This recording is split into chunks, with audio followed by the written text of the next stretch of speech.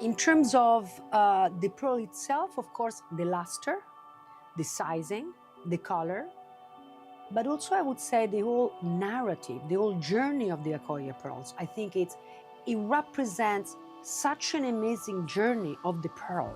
It really becomes a talisman of something that goes beyond the round element itself. I mean, the Akoya pearls is really something that it's a symbol of beauty, nature, and the Japanese culture, which to me it's really something special and is a treasure.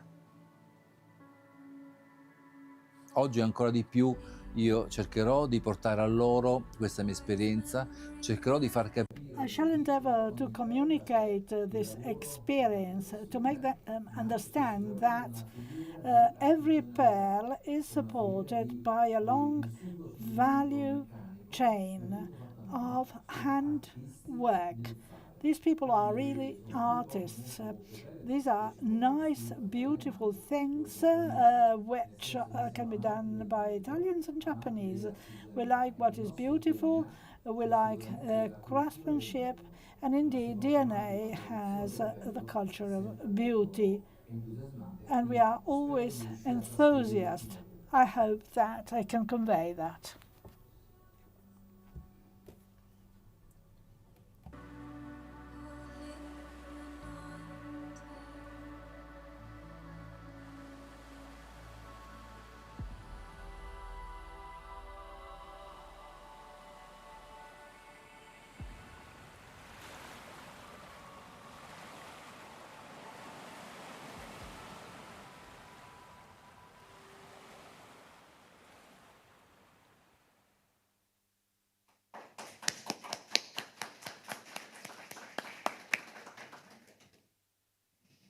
Okay,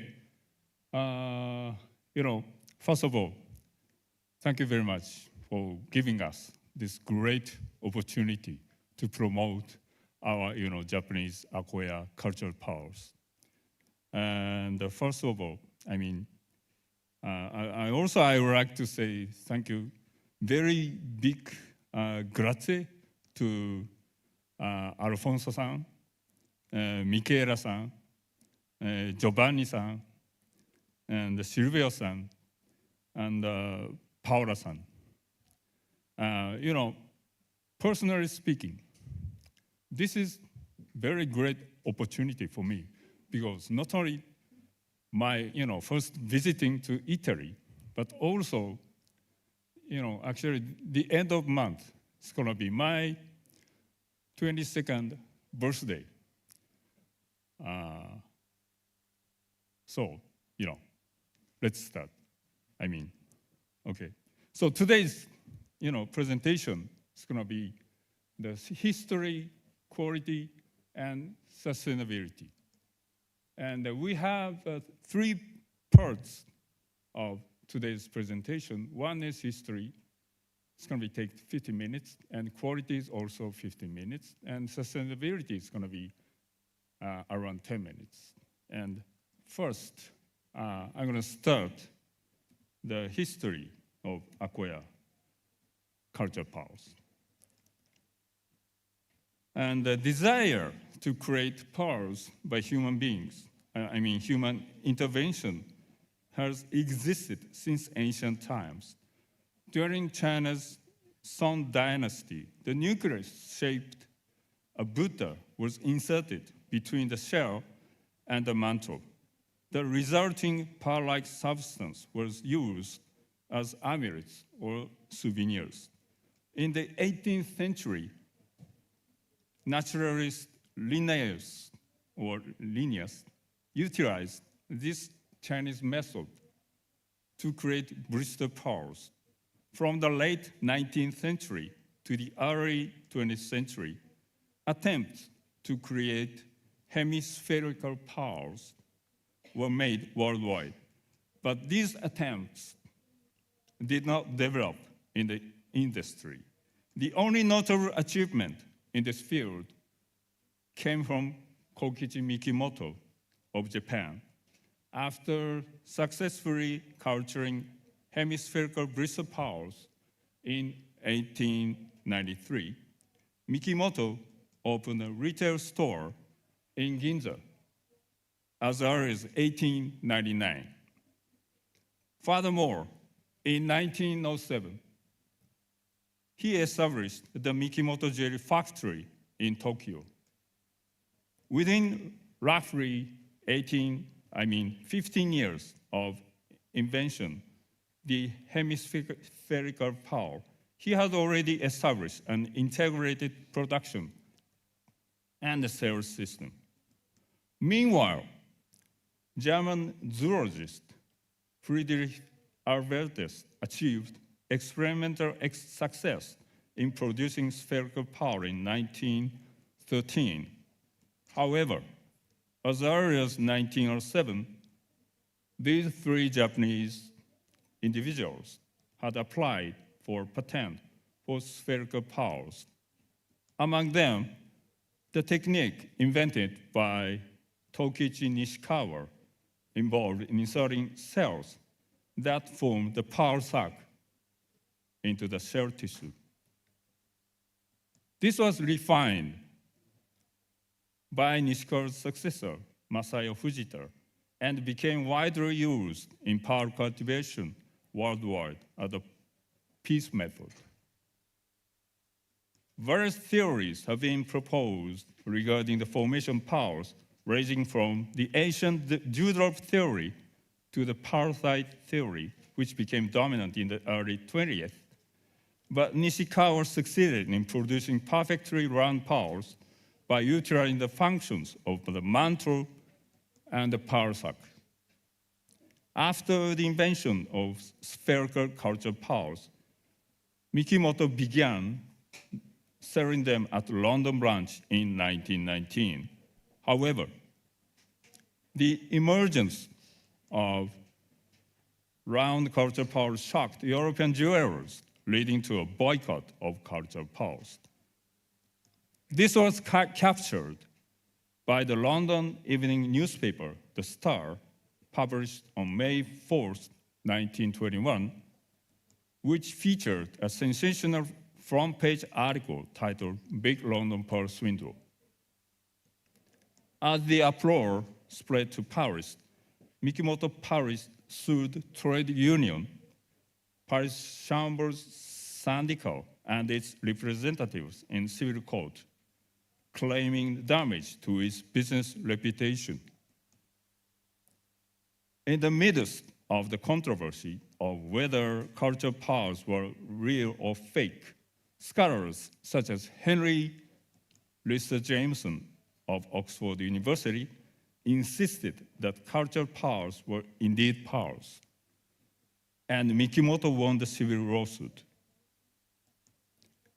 In the judgment of May 24, 1924, ruling stated, researchers agree that it is unacceptable to describe Japanese powers as imitation powers. Simultaneously, it found that the Chambers Syndical and its representative shall be found guilty of causing damage to Lucien Paul, who was representative of Mikimoto Paris. The next day, various newspapers published articles such as "Japanese powers are not fake," or "Japanese powers are indeed powers." After many twists and turns, Japanese acquired culture powers gradually gained acceptance in the global market. Let's examine this process through several examples. Life magazine, which sold 13.5 million copies weekly at its peak, featured Mikimoto's Tatoku Pearl found just 1 year after the end of World War II.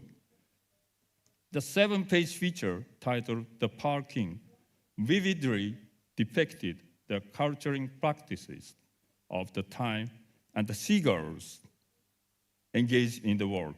The final 2 pages captures the image of 88-year-old Kokichi Mikimoto, still vigorous and energetic. This illustration of Mikimoto Kokichi was incorporated into an article by Reader's Digest. Reader's Digest surpassed the circulation of 1 million copies per month in the 1940s, and January 1949 issue featured Mikimoto, the Pearl King, detailing the story of pearl cultivation and the success achieved through immense hardship alongside his wife, Ume, who passed away in her 30s. Moved by this story, readers worldwide sent letters to Mikimoto expressing their admiration and eagerly requesting to purchase the culture pearl necklace he created. I'm going to read in the one sentence of the letters. In the Reader's Digest, we read the thrilling story of how you and your wife Ume worked so hard to perfect your culture process. And you see the circle over there? What do you think this is? It's the size of the ring she wants for her mother. So lovely. And the other woman, actually she lived in New York City, also sent the letter to Kokichi Mikimoto. And at the same time, she also sent the photograph of her father. He was, at that time, 93. And also, she said in the letter, in the January issue of the Reader's Digest, I read the very interesting story of your discovery of culture powers. I have read it over and over. And these cases illustrate how acquired culture powers created by Japan are restoring Japan-US relations that are destroyed by fierce battles in the World War II. Acquired culture powers industry is truly playing a unique role as a peace industry. And acquired culture powers are deeply rooted in Japanese culture and customs. One example is their connection to the imperial family. Based on the technique developed in 1905, Mikimoto cultivated spherical powers and presented them to Emperor Meiji in 1908. This is a document that at the time they presented to, Emperor Meiji Emperor, and it says that they presented 3 kinds of power. One is spherical power, culture in 3 years and 12 pieces. And number 2 is culture in 2 years, also 12 pieces. And the other is culture 1 year and also 12 pieces. And in addition, and actually, some of these powers were returned to Mikimoto in 2016. And X-ray examination confirmed that these 12 powers are cultural powers containing a round nucleus, inside. In addition, because of the culture and the symbolic meaning of powers and their high prestige as a symbol of the nation and people, Her Majesty, as a symbol of the imperial family's traditional religious services to pray for the peace and prosperity of the nation and people. Her Majesty, the Empress and the Princess always wear acquired pearl necklaces at official events. And furthermore, they're the princess. And there's a President Mattarella visited Japan, and also in the luncheon, the Empress and the Princess Kiko wearing the Akoya cultural pearls. Furthermore, Japan holds the Akoya Pearl Oyster Memorial Service annual on October 22nd at Kashikojima in Mie Prefecture. This unique Japanese pearl culture honoring the Akoya oysters that nurtured the pearls is not seen in other pearl producing countries.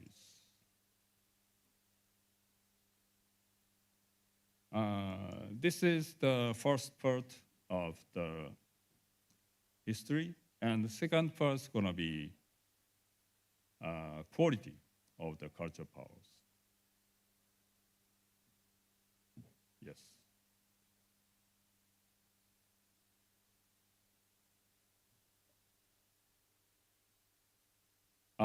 In this section, we're going to explain the allure of Akoya pearls, divided into 3 themes.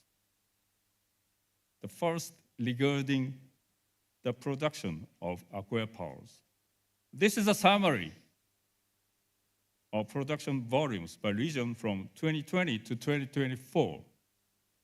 From this line graph, we can see that in total volumes in 2024,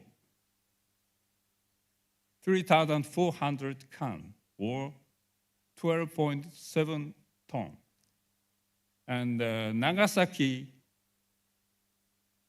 ranks first, the 25th share, followed by Ehime in second place, 32% share. And Mie in third, 14%. These 3 areas account for 91% of the total. Furthermore, while Nagasaki currently holds the top position, Ehime was a leading producer until 2020. And when comparing the production volume of saltwater culture pearls with other regions of the world, Japan, which produces Akoya culture pearls, the total 3,400 can, holds the top position. This comparison also reveals that the high production volume of Nagasaki Prefecture. And the protein culture areas of Japan on the map reveals the following geographical relationships. This diagram clearly shows that the Kobe occupies a central position within the production regions.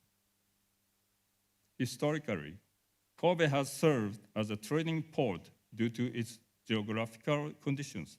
And within the power industry, Kobe plays an important role of hub. This is called hub and spoke system. And also this helps explain why Kobe is known as the Pearl City Kobe.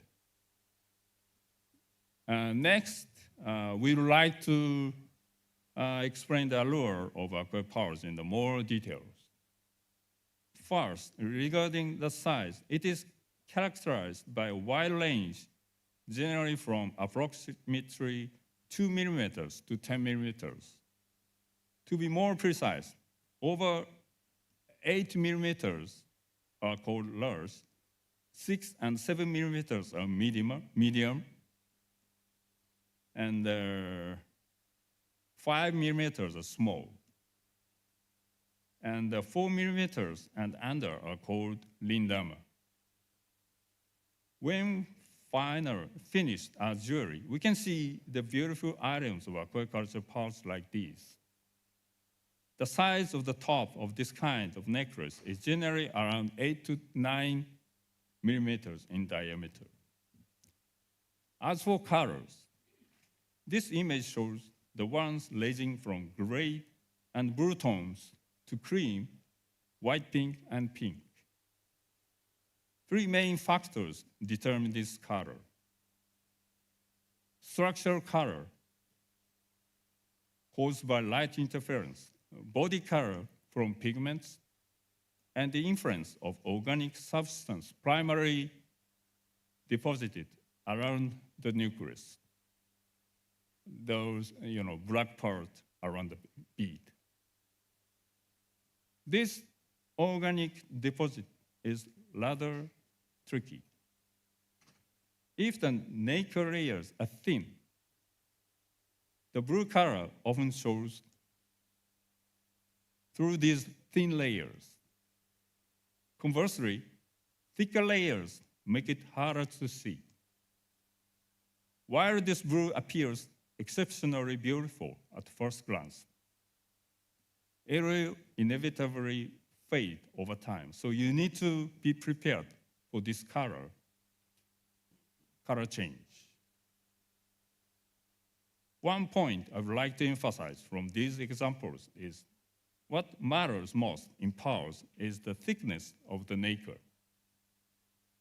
The deep luster derived from the thick, multi-layered interference is a crucial element enhancing a powder's allure. It is so-called beauty. Moreover, this nacre also serves as a factor increasing the powder's rarity and durability. And furthermore, regarding the nacre layers of aqueous powers, each individual layer is extremely thin, measuring numerically between 0.35 and 0.5 micrometers, which is thinner than that of Pinktide maxima, between 0.5 to 1.5. Aqueous thinness falls precisely within the range of visible light, which is between 0.38 to 0.78. And it is one factor contributing to the deep, profound luster of aqueous powers. Next, we will explain the general precaution for handling powers. The primary components of powers are approximately 90% calcium carbonate and around 4% protein, so-called concurring, due to their composition of inorganic and organic substances. They require careful handling. For instance, acids and alkali may dissolve the calcium carbonate, potentially damaging the nacreous structure. Furthermore, moisture can absorb substances from the air, transforming into acids that may dissolve the calcium carbonate. Additionally, ultraviolet light and heat can affect the concurring, posing at risk of color fading.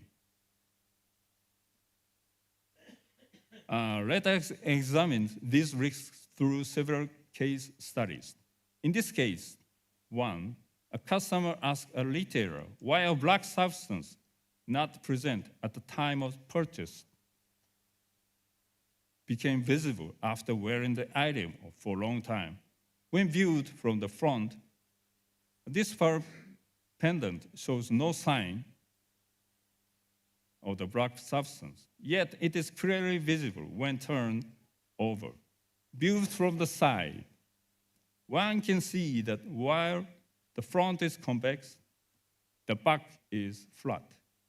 It is thought that this occurs because during prolonged wear, the backside of the pearl likely came into direct contact with the skin.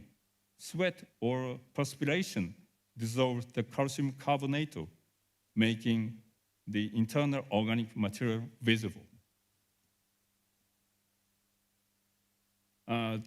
Following examples demonstrate magnifying upon cutting another sample, it became clear that this conjecture is not mistaken.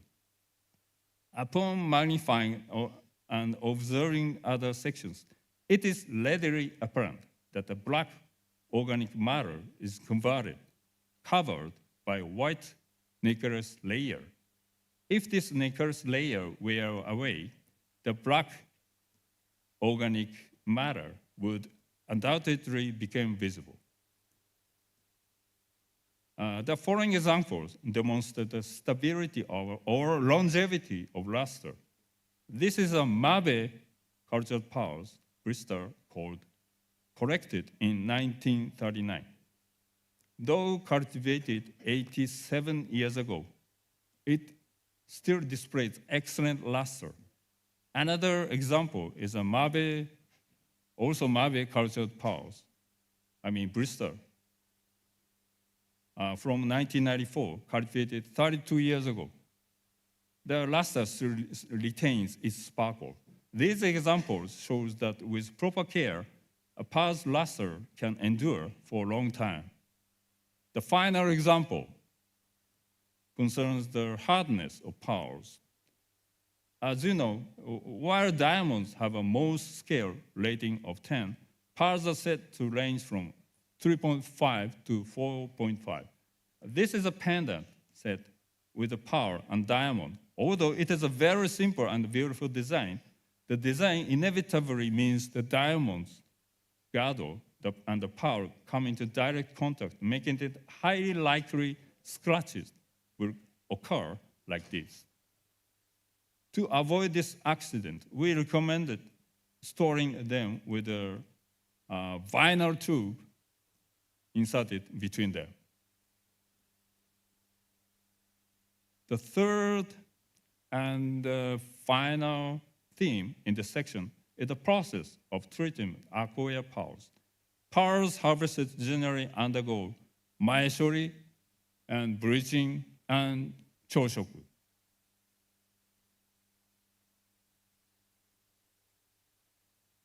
Maeshori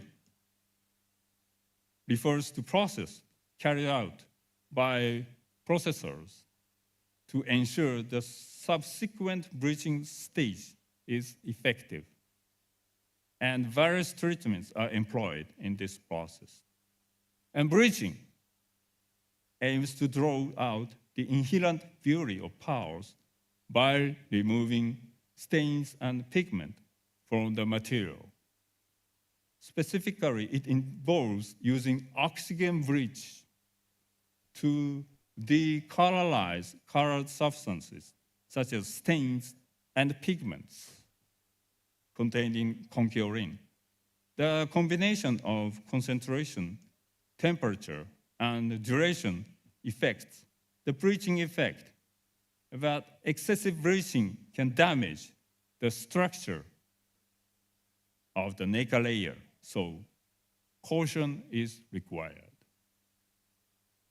Choshoku is a process that very lightly adjusts the color tone using lead-based pigments, harmonizing variation in individual materials to further enhance the pearl's inherent beauty. Choshoku is a traditional Japanese treatment which is totally different from dyeing. Actually, the CIBJO Pearl Book also treats dyeing and choshoku separately. There, we can find an explanation of dye alters the original color and or appearance. And on the other hand, the tinting or the choshoku is a treatment which causes a subtle change in color and or appearance. Pearls treated only through bleaching without subsequent choshoku are marketed as muchoshoku. Muchoshoku simply denotes the absence of final color adjustment.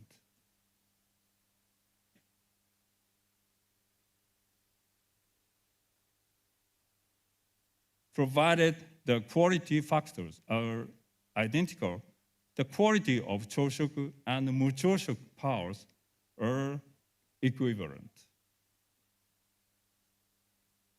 Therefore, claims such as retaining the natural color just as harvested, or possessing greater rarity than Choshuk pearls, or being more resistant to aging are incorrect. Furthermore, the term natural white is inappropriate as it misleads consumers. To tell the truth, these traditional Japanese processing and treatment techniques have deep ties to Italy.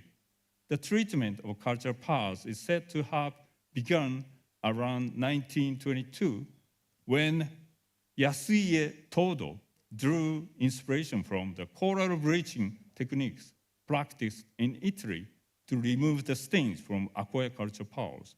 The treatments applied to pearls are techniques underpinned by knowledge and experience. Within Japan's century-long history of pearl processing technology, they presented one of our nation's proud traditional crafts, cultivated through the skilled eye and unremitting effort of its practitioners. And this is the end of the second part, and I'm gonna go to the third part. It's gonna be the sustainability of the pearls. And yes. Okay, and in pearl farming, aqua oysters grow by feeding on plankton that proliferate using nutrients from the sea, meaning the negative impact of fishing ground is minimal. It can be said that the cultural characteristic of coexistence with nature in Japan was behind this work. It is the idea that humans do not conquer nature, but live in harmony with nature.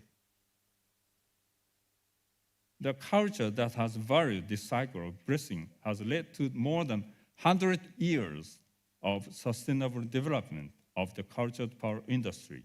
In this section, I would like to focus on three key aspects and introduce the sustainability of pearl culture. First is the life cycle of pearl. Pearls are natural gems that are born from living things. When we look at the life cycle of pearls from production disposal, the pearl industry, like other industries, has both positive and negative impacts. The positive impact on society, the environment, is that the pearl oysters are used up completely. The cells are used as materials like buttons, cosmetics, and supplements. The adductor muscles are eaten as a rare seasonal dish, and the shellfish meat is composted and transformed into fertilizer for growing fruit and vegetables. Recently, pearl culture has been evaluated as being nature positive and comprehensive research. Zero emission has been progressing.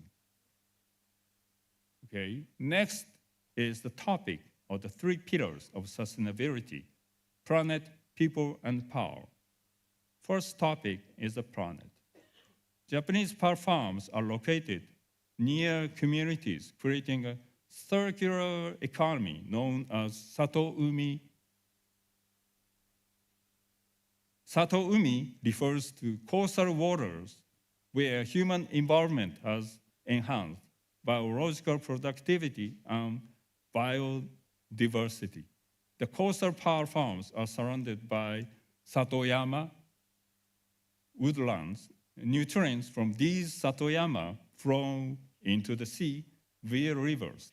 Plankton gather to feed on these nutrients, and the aqua oysters grow by consuming this plankton. And oyster nets serve as artificial reefs, enhancing the biodiversity and increasing the number of fish inhabiting the surrounding waters. Pearl culture thrived within the cycle of blessing from the coastal sea. Second topic,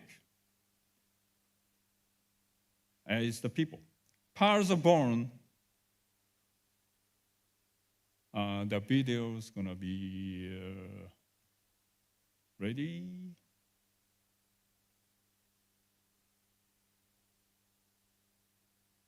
Not ready.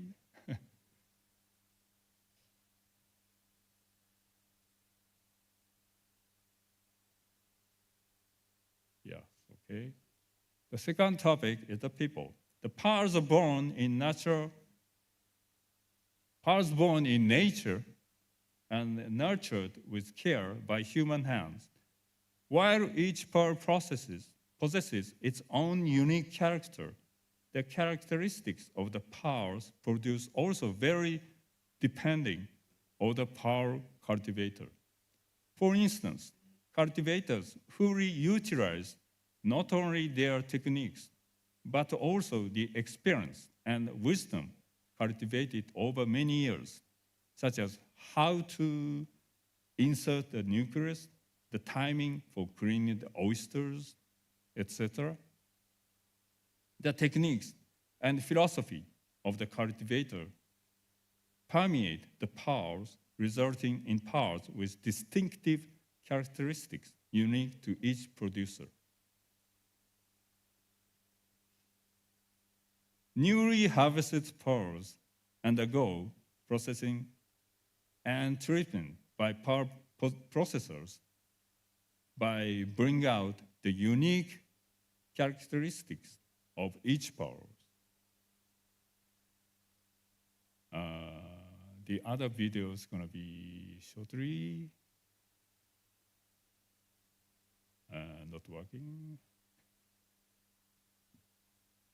It's coming.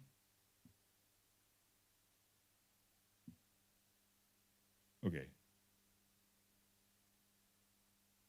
You know, this kind of technique, craftsmanship, is highly sophisticated, utilizing the traditional skills of Japanese power processors. For instance, techniques such as removing blemishes, sorting, and drilling holes require years of experience and skilled craftsmanship. Since each power undergoes processing and treatment and brings out its unique character, such intricate work cannot be mechanized and is performed by hand. This craftsmanship has been cultivated independently by each business operator and is passed down as a secret technique. Their unique expertise has ensured the quality of the world's powers. Okay, so video is going to be in. And I will go to the third topic. The third topic is a power. Since the invention of cultural powers, a culture has emerged of wearing powers at life's milestones of gifting them to loved ones. And in recent years, powers are increasingly being worn regardless of gender. The meanings associated with powers, sincerity, protection, and peace, along with their value as a nature-positive gemstone that is organically derived from nature and helps regenerate it, are gaining renewed attention. From the perspective of regeneration, powers offer benefits beyond nature itself and contributing to economic regeneration and circulation. For instance, power culturing relies almost entirely on local resources, thereby creating local employment and industry and bringing benefits to the region. Finally, we are going to briefly outline the challenges and initiatives.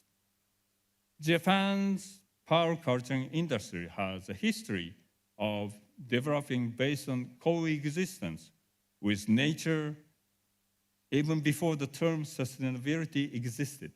Akoya oysters have traditionally been cultured without artificial feeding, and even when disease occurs, chemical treatments are rarely used. Instead, natural substances are employed for management. As we've already seen, Akoya oysters are used without waste, and almost nothing is disposed of. However, when looking at the sustainability challenges in the power industry, in addition to environmental issues, there is the challenge of waste fishing gear.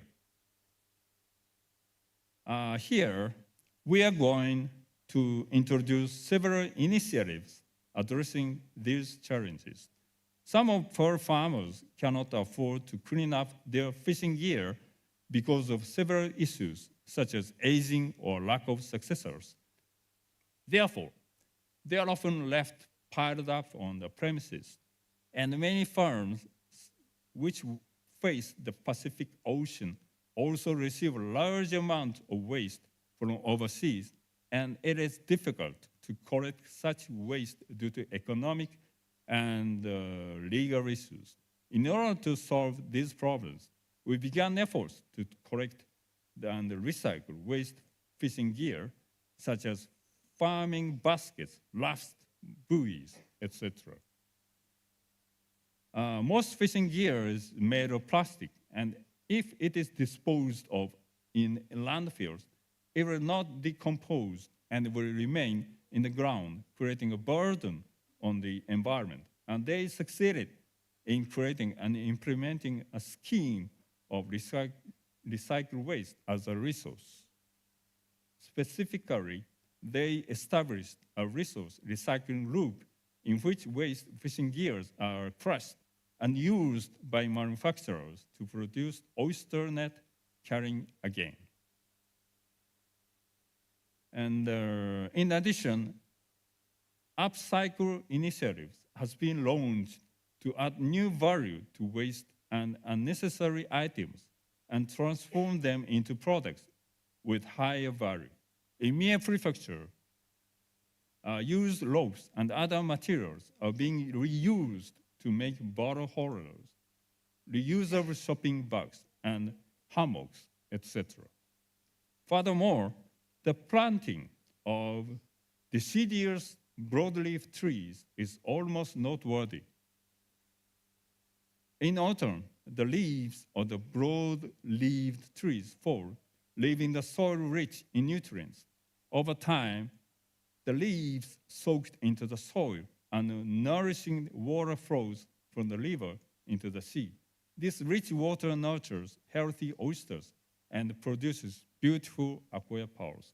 Since 2004, they have planted 1,100 young trees, seedlings, and 159 saplings in the far farming area, continuing their activities for sustainable pearl cultivation. In addition, in order to protect the marine environment of pearl farms, it is necessary to prevent waste from flowing into the sea through cleanup activities on land, and at the same time, to clean up the seafloor and beaches. In Mie Prefecture, various cleanup activities are being carried out in forests, rivers, beaches by volunteers, including power industry. And it is necessary to protect Satoyama and Satoumi, which each activity being aware of the connection from forest to rivers and sea. These activities often include learning opportunities. Participants will learn about the issues of protecting marine life and ecosystems, as well as the microplastic issue. And will learn about the reality of the garbage problem, not just cleaning activities. These workshops are a good starting point for continued action in the future. In fact, the number of participants in cleaning activities is increasing year by year. okay, this is the end of the third part. And finally, I just want to express what I'm thinking in this moment. Finally, I wish to pay, sorry, this is the end of the presentation. Finally, I wish to pay tribute to pioneers such as Takeo Kume, Rikiya Kobayashi, and Toranosuke Kato. In the early 20th century, they visited the London and the Paris exposition to promote the sale of cultured powers developed in Japan. This time, it took me 24 hours, about 24 hours, from Japan to visit here. But back then, it took them at least half a month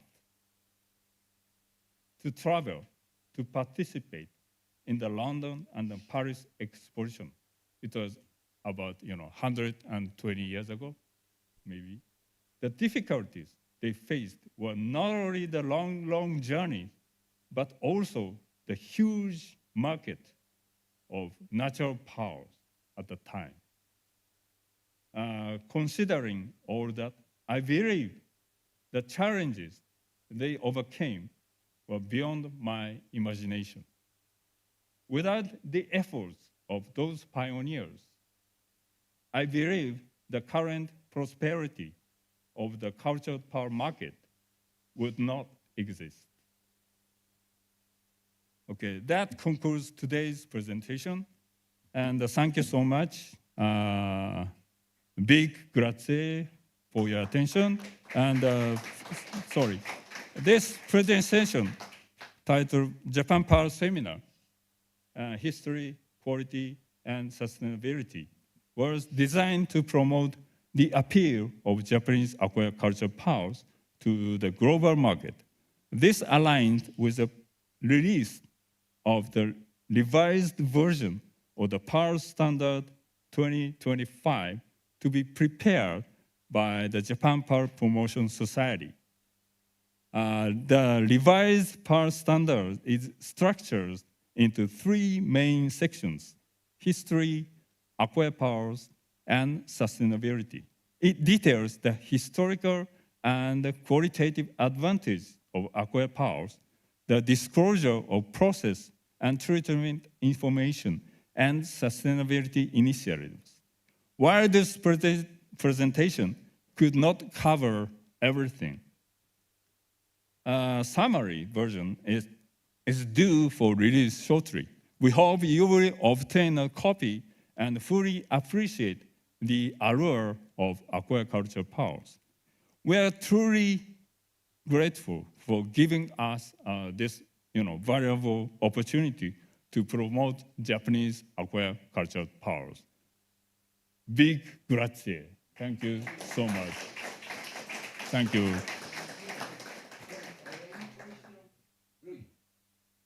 Yes. Yeah.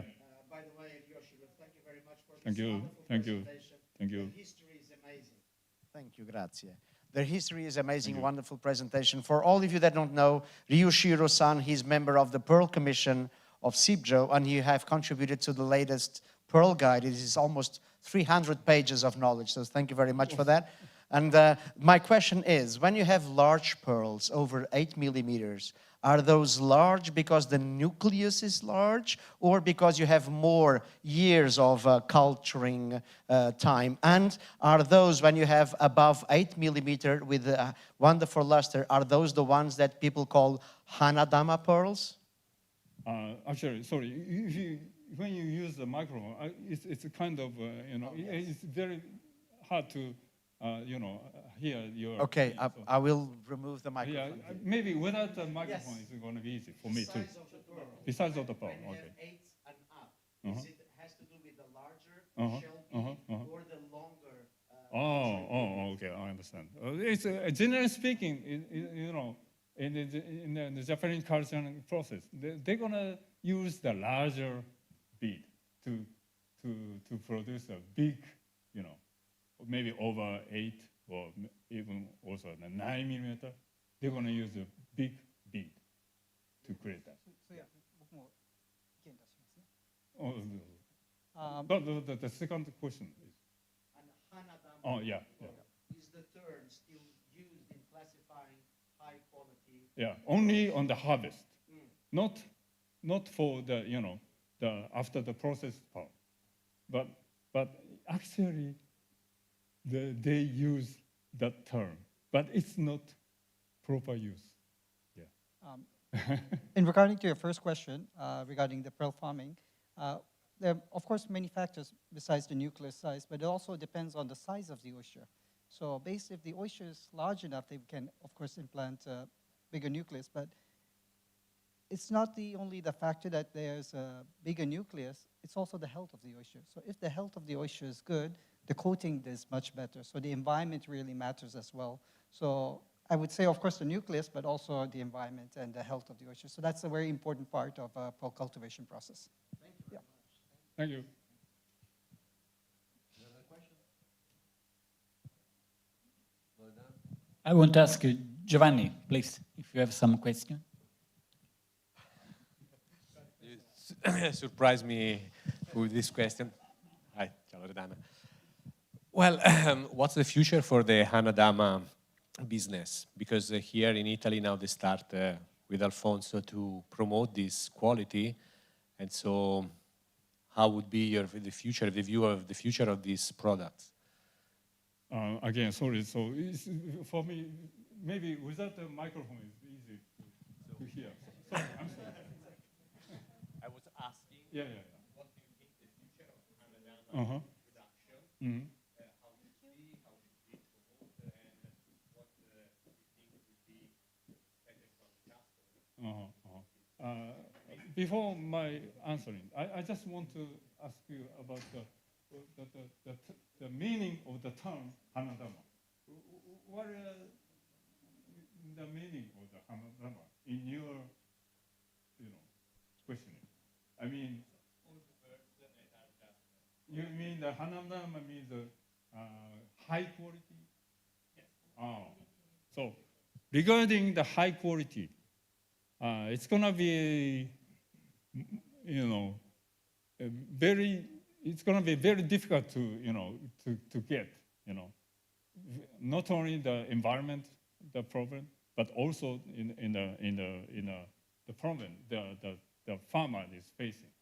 So the price gonna be still going up, and also the reality is gonna be very high. So people is gonna be facing the very difficult and hard time to get the Hanadama, means high quality powers. Yeah. That's my answer. Is that okay for your question? Okay, thank you. Adriano, qualche questione? Yes. Una detta level. Machizawa-san. Yes. Arigatou gozaimasu. ありがとうございます。 Speech, first of all. I'm fully interested in the explanation that you have done. It's fantastic. Fully good for the final consumer that normally doesn't have much ideas of what happened in the world of pearls in general and Akoya. And I'm very glad to explain to my consumer about the last part, the sustainability. Okay. That is a very interesting point for the new generation, especially the new generation that are very attracted by this point. I need all the possibility to use your information, and I need to have the possibility to use pictures and information about what you have talked about. It is possible to have pictures and films and everything that is concerned. I think it's is it possible to use the materials? Oh, okay, you can use it. Yeah. For my consumer, and for our promotion, as he said, it's basic because people it's really angry about the story of Oh, yes. Yes, yes, yes. Yeah. Interpreters apologize for the gentlemen are not using the microphone. We actually have it on the website of the Japan Pearl Exporter Association, so you can also get it from there as well. Are those high resolution? Yeah, I believe so. Resolutionが高いですよね. Maybe. But if you have any problem, you can always contact us and we can send it from the association over to you. Yeah. Can we ask the woman opinion now? I want to ask some questions to Sonia. Please. Thank you so much. Thanks to everybody. Thanks to Ryo. Again, people are not using the microphone. So unfortunately, if you are following the streaming online, you won't be able to hear anything, as do the interpreters. Train people to let them understand, because sometimes younger swimmers are not so close to birds. In some Italian point of view, younger consumers are more attracted from designer that use colored stone. So birds looks like too elegant, maybe older appreciation. So for me, it's important to receive back those information, to read away and share with the people that can be closer to your product. Thank you. Okay, thank you. I want to ask some question to you also here. Okay. I will not use the All right. microphone. I will speak.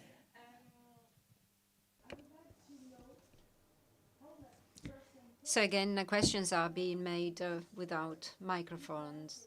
We are sorry. Surface of things. I like to keep the standards high for Akoya pearls because, for example, for Tahiti pearls, it is a huge issue to keep the quality of Tahiti pearls.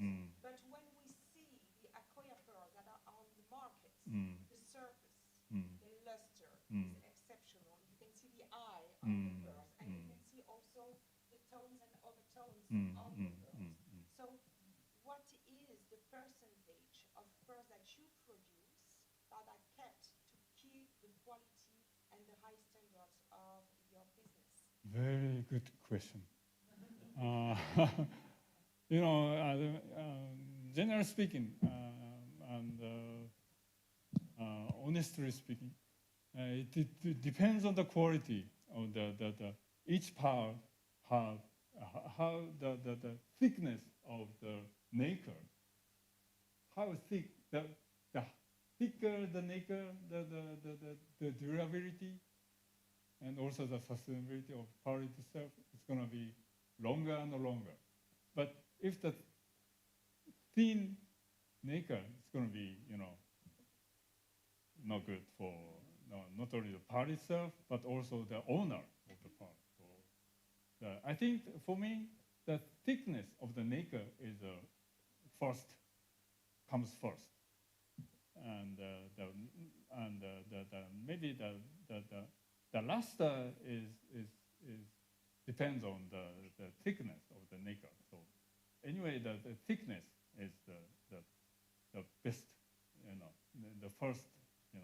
We have to think about the quality of the pearl. Yeah. Okay.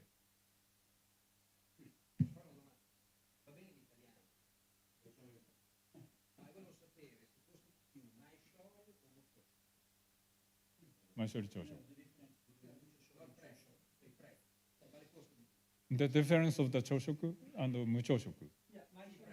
Maeshori to muchoshoku. You mean that the difference of the maeshori and the muchoshoku?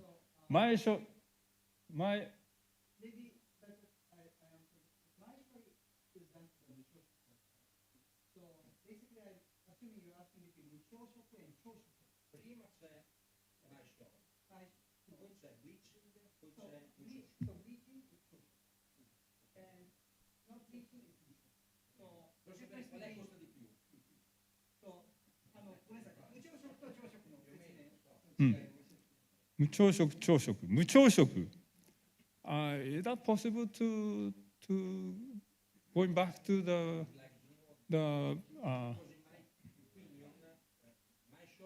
Yes. Easier for me to explain with a PowerPoint that I showed.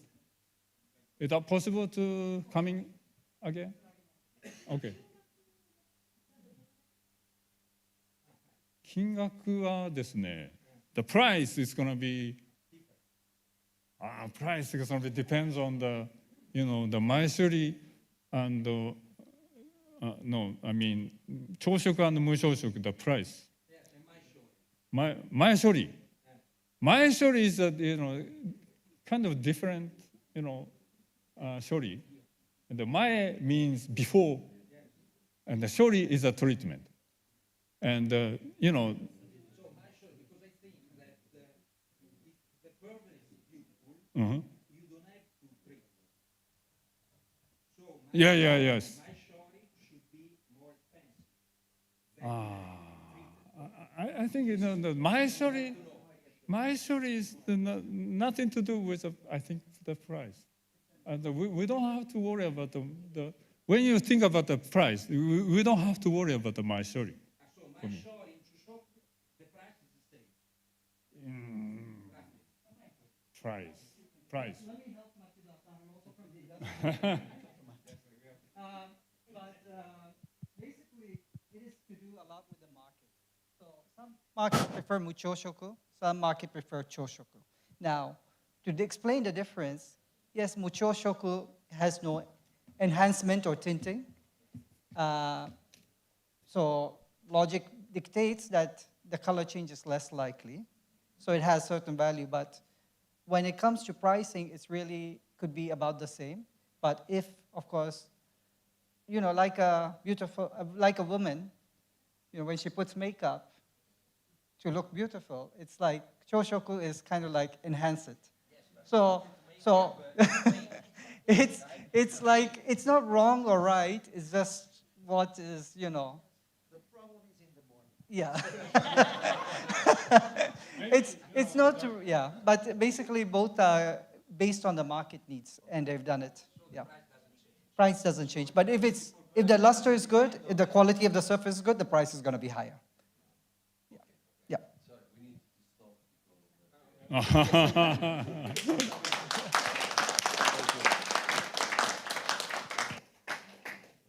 Thank you.